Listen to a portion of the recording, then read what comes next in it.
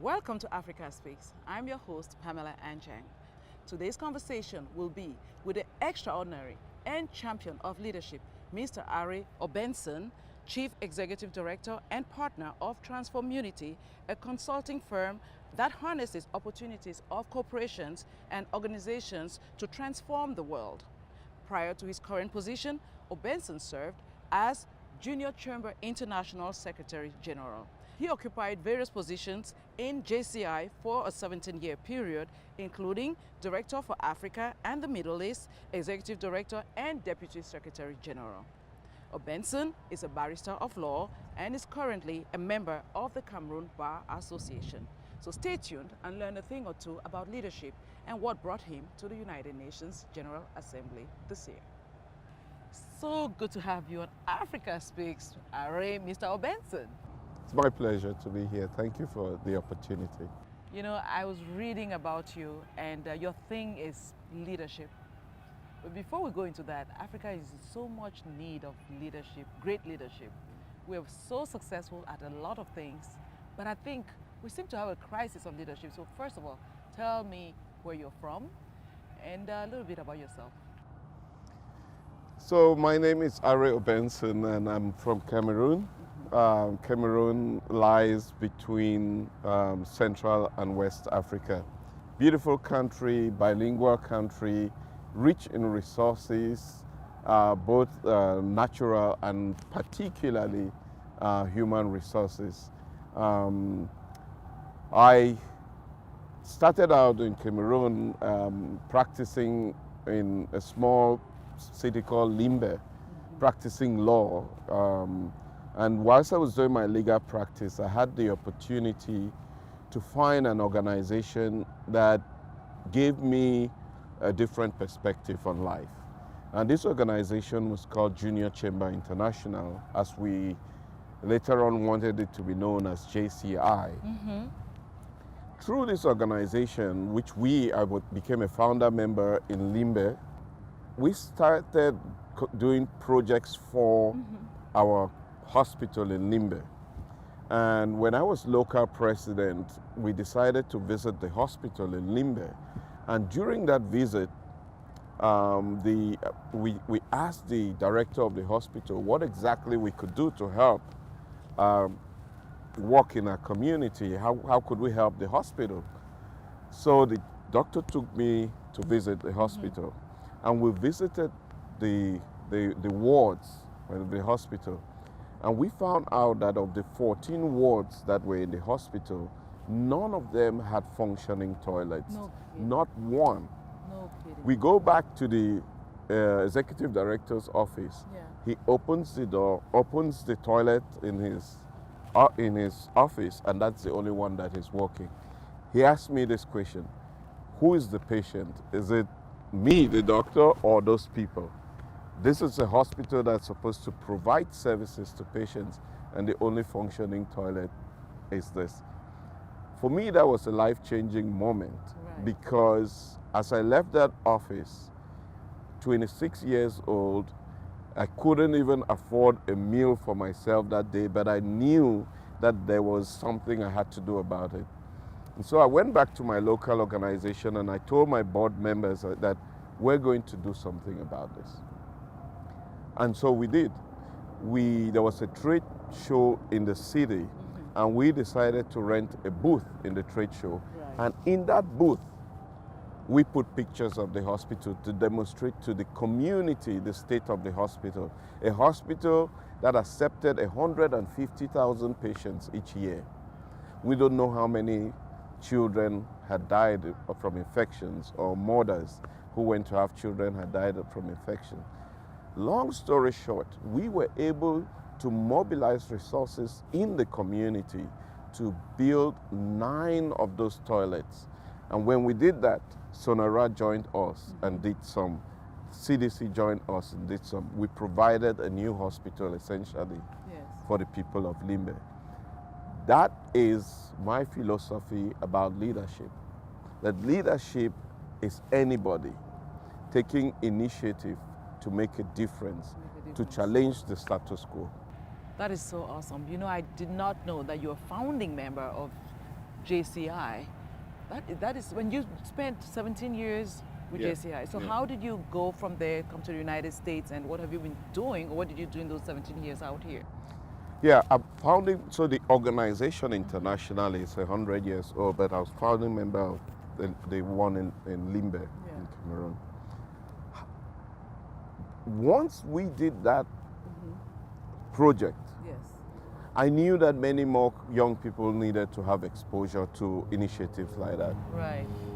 So, like I said, I was a lawyer and I was practicing law and I was doing cases for an advertising company called Media Plus. Right. So what I decided to do was I used to negotiate contracts with cities to manage advertisement space.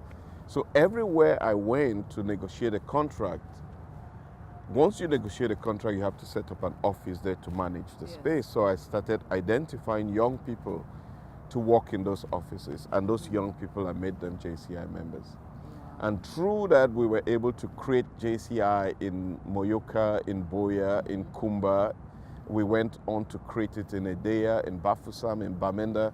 So within a space of 2 years, we expanded. We created 9 new local organizations or chapters. So, and I'm sitting in my office one day and the phone rings and it's JCI World Headquarters. We grew our membership in Cameroon from 65 to 500 in a matter of 18 months. From your initiative? Yeah. So my phone rings and it's JCI World Headquarters because they had heard about this incredible work that we've done growing the organization almost 400%. So they asked me whether I would like to do this for Africa because Africa needed to grow. So I said I'll think about it. But I was putting aside my legal practice to go and do this. And the gentleman on the phone called Desmond Alofo, he kind of said, well, you know, you can come here, do this for 3 years and you can go back, but we want you to repeat what you did in Cameroon. Yes.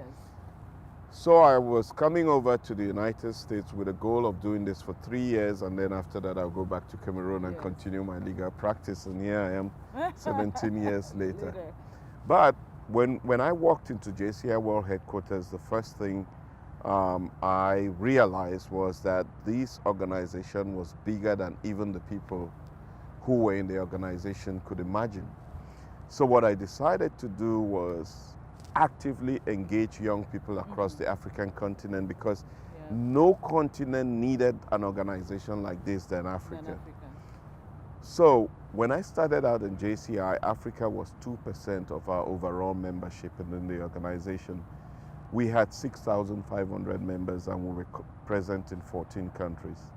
Within 5 years, we had grown from 6,500 to 14,000 members. Wow. We had gone from 14 countries to 31 countries. We had expanded Africa from just Africa to Africa and the Middle East. And this is just unbelievable. And then another call came again. This is unbelievable to think about how this started for you. Yes. And the transformation that you were able to accomplish. That's what I'm just in awe of you. And here's the key of what I did. Yes. So many times people focus a lot on what people benefit. Right. And I know that that's not that is what has brought Africa down. Is that everybody has thought about their survival. We have been wired to think that our survival depends on us taking resources from others. Where do you think that comes from? I think there is a colonial hangover to it. There is a colonial hangover to it because colonialism really created a society that was layered. Right. Where you had the masters and then you had the servants. Yes, and so. And then you had the laborers. Yes. That was the colonial hangover, which is distinct from our cultural structure.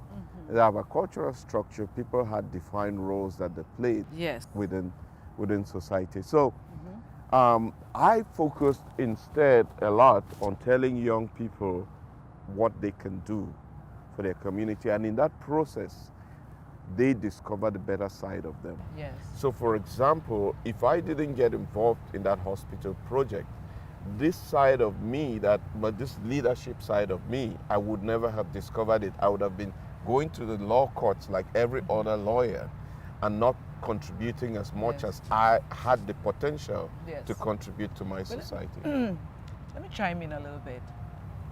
Do you know how many people have been to that hospital and not done anything about it?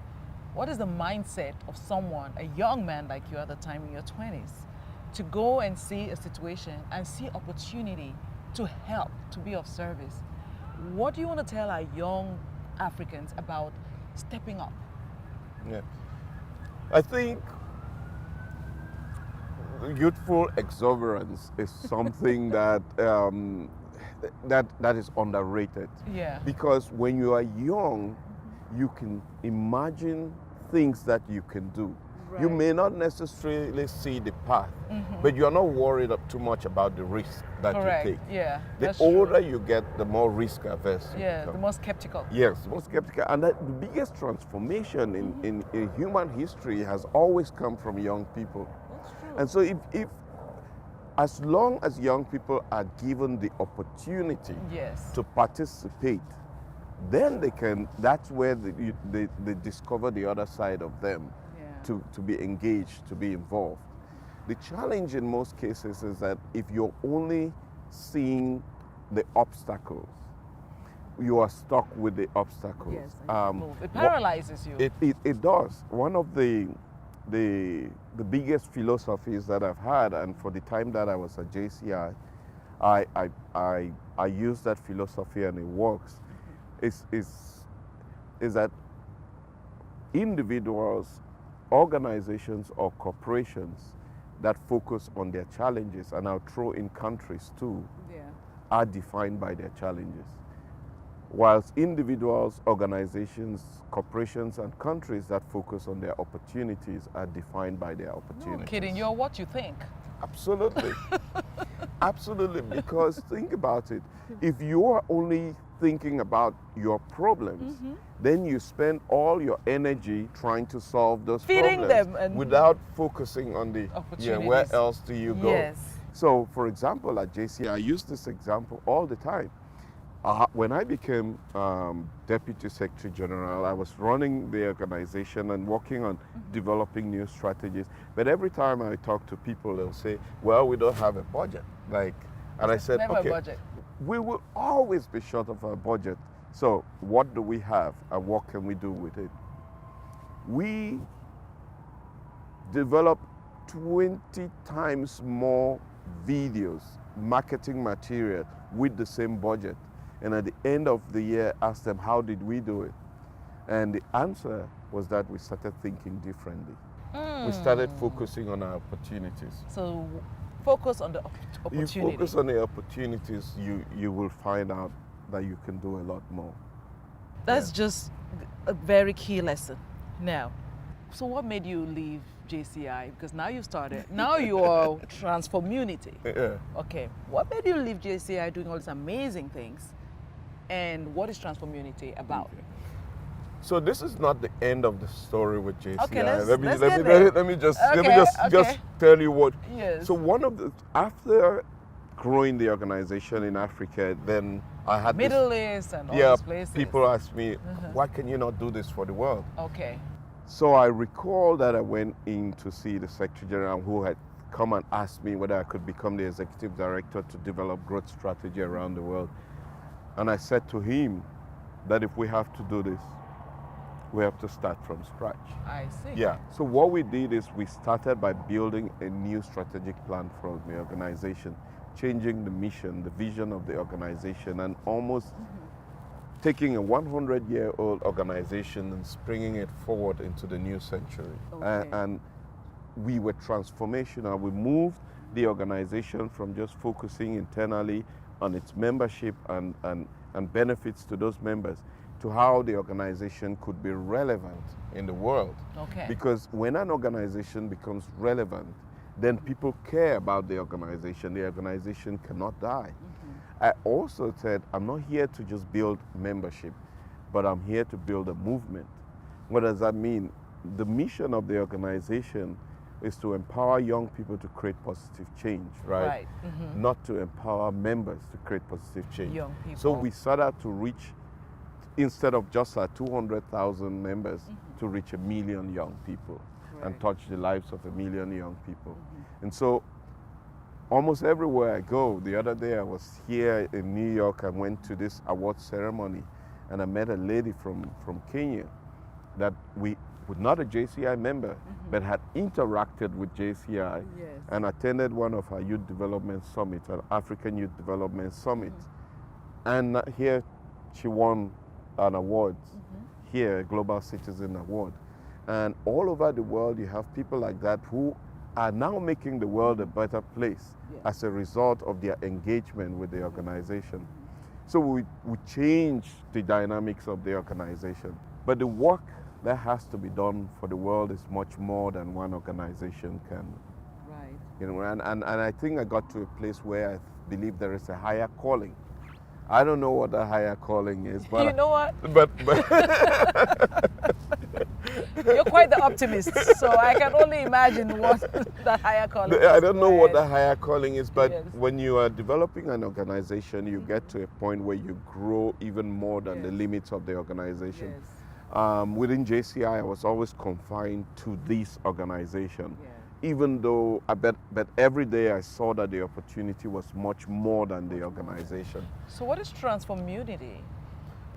This turns around the philosophy I just mentioned to you. Yes. I'm currently writing a book which is called Bridging the Opportunity Gap. Okay. And it turns around that philosophy. And when I left JCI, a good number of my colleagues came to me and saying, you have to do something. You can't just leave like that. But I was going to take some time off and focus on this book. But then my phone never stopped ringing with all the partners, with all the organizations that we work with. Everybody's saying we have to continue working with you. And so in a brainstorm, my colleague said to me that you've always told us that if we focus on the opportunity, we can make a difference. So why don't we focus on the opportunity? Opportunities that will transform the world. Opportunities that will transform communities. Opportunities that will transform individuals. So Transformunity is a play of transform and opportunity. Yeah, transform and opportunity. Yeah. You know what? That is so fitting. So what brings you to the United Nations? Yes, you would think. In light of this. You ask, okay, I'm not here representing my organization.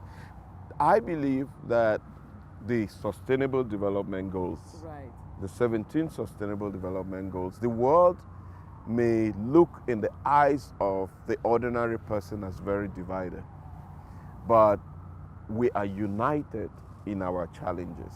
We're also united in the opportunities and, in that sense, the solutions. We don't need to reinvent the wheel. No. These are 17 goals that we see as goals that will change the world, that will transform the world, that will create, that will eradicate poverty, that would reduce inequalities, and that will fight climate change. So those goals are there. And it used to be that the United Nations was for governments. And only governments came here. If you came here 10 years ago, you'll see only government. But more and more we started seeing the civil society, NGOs getting involved, and businesses, you know. So now it has really become the United Nations, where the people, not just governments, the people are present. So anybody who wants to be part of solving the world's biggest problems has to be part of this conversation, has to be present. I think they all just pick one of those sustainable goals and focus on maybe. Absolutely. You know? Absolutely. But the mission has to continue from here to the remote parts of the world. Absolutely. So that people can see that they too have a responsibility in finding solutions to the challenges of the world. This has to continue in boardrooms of corporations, that corporations have a responsibility. Civil society organizations have a responsibility, and we, the people, have to hold our governments responsible or accountable for the commitments that they made here at the United Nations. So I'm here because Transformunity as a corporation, we want to help organizations, individuals, organizations, or corporations focus on closing what we call the opportunity gap. Okay. So a corporation is wondering how they can use the Sustainable Development Goals to grow as an organization. We will show them how. Oh. An individual, say an athlete, is in doubt about whether they can win the next Olympic medal. We want to be able to make them see the opportunity and coach them to be able to do this. An organization has a brilliant idea. They want to build a movement around it. We will be able to help them. It's all we have done in the past 17 years. So what would be an example of a situation how you guys would, how Transformunity would intervene to create, to facilitate that success? So here, I'm going to give you an example of what's actually going on now. We have an organization that's based out of South Africa, right? And this organization, most of the time in the world, we hear organizations, brilliant ideas from the north coming to the south. Okay. And now we want to do something that is different. We've started, this organization has started an idea. I don't just want to put it in the air now, but it's coming. It's coming. But it's an idea from the south. That is a brilliant idea. And we want to take that idea global. Okay. And me and my team are working to take that idea global. So we're developing a strategic plan. Okay. Once we develop the plan, we're going to build an infrastructure around it. So once you have a plan, you determine who you need. Yes. We'll build that infrastructure, and then we'll build a movement around it. Yes. So it's a long-term game, and we're going to be serving as consultants for this campaign. But our goal is to take the campaign from South Africa to 100 countries in the next 12 months. That's awesome. You know, you've used that word movement a couple of times, and I believe in that word. What's the difference between building a movement versus just building a project? Yeah. So, movements is really what I've ended up doing in my life. You may know that I started something called I Am Cameroon. Yes. And with I Am Cameroon, which kind of put me in trouble with the government of Cameroon. But it made me see things that I never imagined to see. Yeah. We have been able to mobilize and engage 15,000 young people in Cameroon. And it's a very simple premise that we put the responsibility for the development of the country into the hands of these young people. And the way that you do it is identifying leaders within communities, working with those leaders to make them see a bigger picture. Right. And once they embrace the philosophy, they become the catalyst in communities. And all you do is give people small tasks. So when you give people small tasks and they achieve it, they want to do something bigger than the smaller task. And gradually you build a movement. We've also done so with a movement now that is already in 23 countries around Africa called the I'm Africa campaign. Last December, in the sidelines of the Global Citizen Festival, we trained 170 young people that have exploded on the continent now. And it's not only in Africa that we're doing this. You know, we started a campaign in Europe, which is called Step Up for Europe, where we mobilize people to register for the last European campaign. We probably saved Europe from falling apart, you know. I mean, when you think about the fact that the world we're getting smaller in terms of connectivity, there's no reason why we shouldn't be, you know, building a movement, a global movement. Yeah. And that's exactly what you're doing. You know, I think about the word movement, and I feel like if you build a movement, it's more sustainable because people want to be a part of something. As opposed to you building your thing. Yeah. And that's something that I want us to talk a little bit about, because there's a mindset that sometimes we have. And I know that you see opportunity always where there's challenge. But there's that mindset. I think mindset matters. As someone of African descent, would you say that being more inclusive, having a collective thinking is a better way? Because if you want to build a hospital, which we're all trying to build hospitals and clinics and even entertainment structures in Africa, do you think we need to shift from trying to get that personal acknowledgement versus the collective, as a leader, in terms of leader? Because some people think that they do it that way, then they lose the focus that it's their invention or something. I cannot agree with you more. We Africans have failed in being able to work together because of that mindset. What is holding us back is really the mindset. So I started this I Am Cameroon thing. I even forgot that I started something in Senegal called Manmae Senegal, which was basically the same thing in Wolof. But the reason I started it was because I've traveled extensively across Africa. Yeah. I've seen a lot of aid go to Africa. I've been part of many projects. I've led the Nothing But Nets fight against malaria, distributed 8 million mosquito nets in Cameroon, and we couldn't reduce the incidence of malaria because of mindset. So it is not the amount of resources that you give people. If people are not part of the solution, if people cannot condition themselves to see that the reason we put street lights is for their own safety and they must protect it, then if you put street lights, they will steal the bulb. They'll steal the bulbs. Because they don't see themselves. That is for themselves. It's to protect you. Yes. So we have to change the mindset. How do we change the mindset is really the big obstacle that we have in front of us. Yeah. But if you're only focused on that obstacle, then you're not going to start. So we may not solve the problem of changing Africans' mindset today. Yes. But we must start. It may be in my lifetime it's not going to happen, but we have to start by the number of people. Maybe one child at a time. One child at a time. I'll use a very simple example of what I experienced in Cameroon after going several times. I used to go to Cameroon and pay from my own pocket the meeting rooms for this I Am Cameroon meetings and all of that. I would give people money to do things. I would never see change. But once I went to Cameroon and they said, no, you don't have to pay for the meeting room. And I was like, what? And then I think I gave somebody money to pay some journalists who had come. And in giving them the money, I gave them 50,000 instead of 25,000 CFA. Yeah.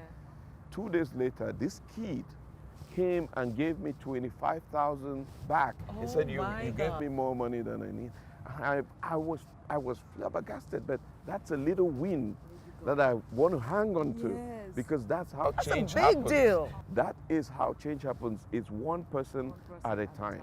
And this is one that I experienced. There are probably many that I haven't experienced who are making a difference somewhere. So that's the thing. We have to change the mindset of Africans, and it cannot necessarily start with the older generation. Maybe they've crossed that threshold. Yes. So we have to start with the younger generation. We have the tools nowadays where we could be inspirational. We can be. Think about it. When you listen to Africans, I go to Nigeria, I go to all of this place. You know the people they celebrate? No. They celebrate the people who have stolen money from their government. You see that, man? Oh, this governor, oh, wow. His lifestyle, that's what they celebrate. Because we celebrate material things. Yes, that's what they celebrate. Yes. Every one person they're talking of, nobody is talking about, you see that school teacher? Yeah. After school, he teaches this number of, that's not important. But that's the greatest value in society, is that school teacher who gave you the qualities that you have, who gave me the qualities that I have. It's the school teacher. But that's important. So we have to change the narrative and give the examples to the young people of Africa, of ordinary people doing extraordinary things. And it is that motivation that's going to change their minds. Do we need to recondition or reframe success? Because if we worship someone who's stolen money from the government, because someone drives a big car or someone lives in a mansion, and we don't care about how they, achieve these things or, manage to acquire all the material things. And we're not against material things, but I think your emphasis is more on values. Yes. The core of it is values at the end of the day. And you know that African values. Our original, Our, authentic African values. values is that I am because you are. That's that true. we are here for one another. I mean, the saying that it takes a village. To bring up that's the core of We need the to go African back. value. But somehow we have had this exposure To capitalism. to capitalism, and I say that the notion of the tribe is in conflict with the notion of the state. The notion of the state encourages individualism, encourages the politician to want to win to the detriment of the state. Yeah. The notion of the tribe is that the tribe wins. It's collective. We do this collectively. Yes. And I think that that's something that we have to revisit as we begin to try to rebuild African countries. Maybe you ought to start the African tribe. Yeah, but Stop putting in the minds. currently, if we look at the Cameroon where I come from and the challenges that the country is facing, one of the things that I try to explain to people is that if we want to solve our challenges, we don't have to think about it in the context of what has been obtained in the past or in the context of what has been written in the history books. Yes. We don't have to think about the form of the state from the way that it has always been, but maybe we can think about it from the way that we can coexist, Yes. which could be different. And I don't know what that is, but we have to start thinking differently. Let's talk about the diaspora. Yes. How can the African diaspora, when I say diaspora, I'm not talking people only from continental Africa. I'm talking about the Caribbeans, I'm talking about Europe, wherever people of African descent are, including our African American brothers and sisters. How can the diaspora be a remedy to some of the challenges that we as people of African descent face? You think we have a responsibility? Absolutely. There's a huge gap that has to be closed. Here's how the gap will be closed. And don't think that I'm crazy, but I think know you're not the crazy. gap can be closed. I have been traveled to the Caribbean. I've spent a lot of time. I've been trying to engage the diaspora here.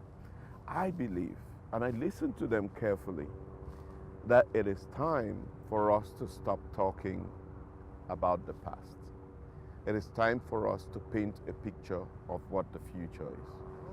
I spent my morning today talking about how we mobilize the diaspora because there's going to be a massive festival, Global Citizen Festival in Nigeria on the 26th of September next year. And we're thinking, how can we use this as Africa's moment? The World Cup was Africa's moment, but I think that we didn't capitalize on it. But if we're bringing the world to Africa, how can we also bring Africa's diaspora to Africa?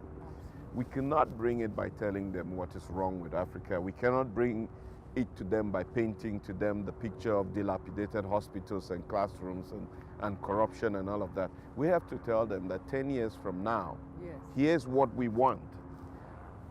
And if we can change that conversation, in fact, I'm taking this like a challenge now. Yes. We have to change that conversation and paint a different picture of the Africa that is today to the Africa that we want, that we can see 10 years from now. This generation, Africa's youthful generation, you do not only have rights, you now have responsibilities. What is your responsibility? You may think you are small.